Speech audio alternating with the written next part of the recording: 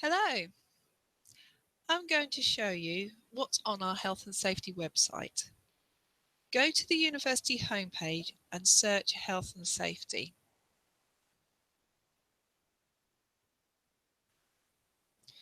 This is our website. I recommend you visit it regularly for the most up-to-date information. Let's start with how to report an accident. If you hurt yourself at work, you'll need to complete an incident report form. You do this by going to the left-hand menu, Incident Reporting, Health and Safety Incidents. Under the Report an Incident tab is how to do this and the form. You can request emergency and non-emergency assistance at your campus. To find out how to do this, click on the plus sign for how to do it at your campus. You can also report health and safety concerns. You can report premises hazards, unsafe behaviour, fire safety concerns, and work and study health and safety concerns. I recommend you find out the reporting arrangements where you work. Next, I'd like to talk to you about your health and safety responsibilities. Left-hand menu, you have your responsibilities link. The law requires the university to protect you from workplace harm, and you have a responsibility to look after yourself and others. Employee guides to the health and safety policy for the university can be downloaded here. An employee guide to the UECS health and safety policy can be downloaded here. If you are a new employee, you should have this leaflet in your human resources pack. All staff have responsibilities. They are: follow safe working practices, find out how to do things safely, know how to report concerns about health and safety, help our students do things safely, and be familiar with your fire safety responsibilities. You'll notice in the left-hand menu there are other roles and responsibilities. They are managers and supervisors, principal investigators and researchers, senior managers, health and safety liaison officers and departmental health and safety officers, and DSC display screen equipment facilitators. I recommend you find out your responsibilities for your role. Following on is how we manage health and safety. Under the Managing Health and Safety link in the menu and the Plan Do Check Act link, we have codes of practice for managing health and safety at the university and for UECS. The codes of practice set out our health and safety arrangements, and I recommend that you look at the codes of practice for your workplace. There are also arrangements in place for health and safety induction. If you are a new employee, your line manager should carry out your health and safety induction. The induction checklist and guidance make sure you get the right information at the start of your employment. Consultation. It is the law that the university consults with staff on health and safety matters. We also have arrangements in place for health and safety inspection and health and safety auditing. Towards the bottom of our left-hand menu, under Policy and Standards and Health and Safety Policy, we have full versions of the health and safety policy for the university here and the full health and safety policy for UECS and for Wivenhoe House Hotel. Locally, you should have a departmental health and safety management statement that details how health and safety is managed where you work and your local health and safety contacts. I recommend you familiarise yourself with the policy, code of practice and health and safety management statement where you work. We have health and safety standards which describe how we do things safely at Essex. They come in a variety of forms and include web-based standards and guidance, codes of practice and local rules, generic risk assessments, forms and checklists, as well as university sector guidance and guidance from other safety organisations. Training. Training covers what staff need to meet their health and safety responsibilities. On our training webpage, we have our scheduled health and safety courses and a competence and training matrix which details what people need for their role.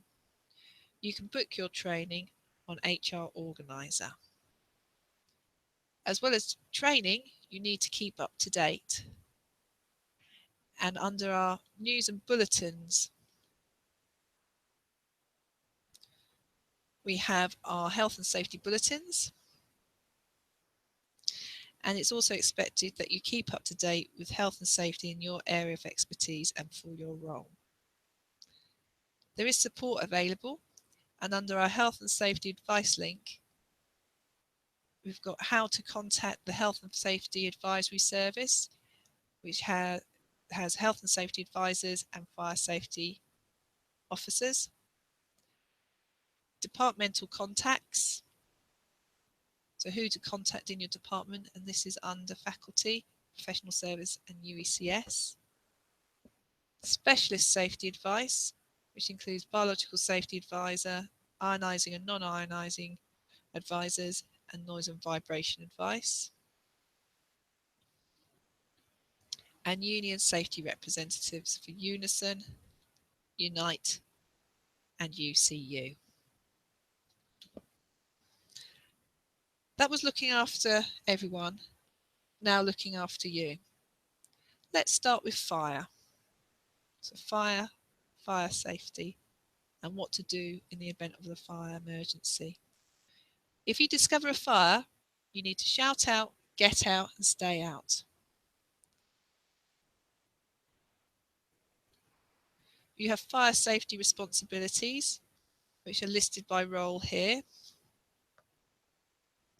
And if you believe you may have difficulty in evacuating a building in an emergency, you may need a personal emergency evacuation plan, a PEEP. How to go about getting a PEEP and who to contact is here.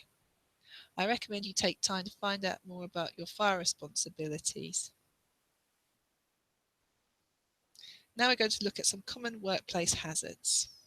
Most of us work in offices, and under physical environment, indoor work environment, list common workplace hazards. Ask to see your workplace office risk assessment. There is also advice on managing your thermal comfort and thermal control here. Computers and working with computers is under work equipment, display screen equipment. You need to complete the Moodle computer safety course and complete the DSE self-assessment. Your local point of contact for DSE issues is the DSE facilitator. Electrical safety and portable appliance testing, PAT, information is here as well. Under electrical safety, it lists which equipment is permitted in non-residential areas. Next is substances. We have developed a series of specific safety standards to ensure that you stay safe whilst working with hazardous substances, COSH, dangerous and explosive substances, as well as biological agents. Under activities, we have driving for work. Driving in many cases is probably the most hazardous activity you'll undertake whilst at work. Ask to see your workplace driving risk assessment. There are roles and responsibilities here. Next, lifting and carrying. When handling items at work, think tile, task, individual capabilities, load, and environment. Stop if you believe it's too risky for you and seek help. High-risk manual handling activities should have a manual handling risk assessment. Going overseas, we have a standard about staying safe whilst travelling overseas on university business. And we also have a standard for organising field trips and off-site visits.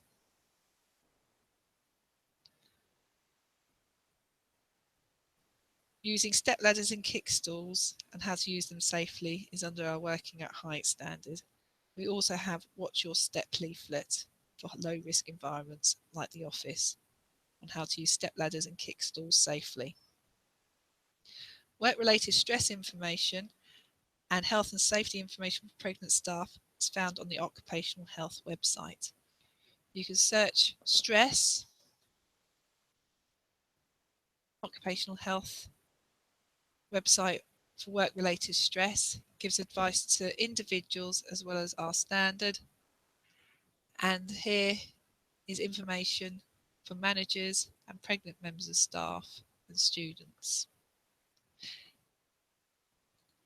This is the end of the tour. Spend some time exploring our website further. Good luck with the quiz. Goodbye and thanks for listening.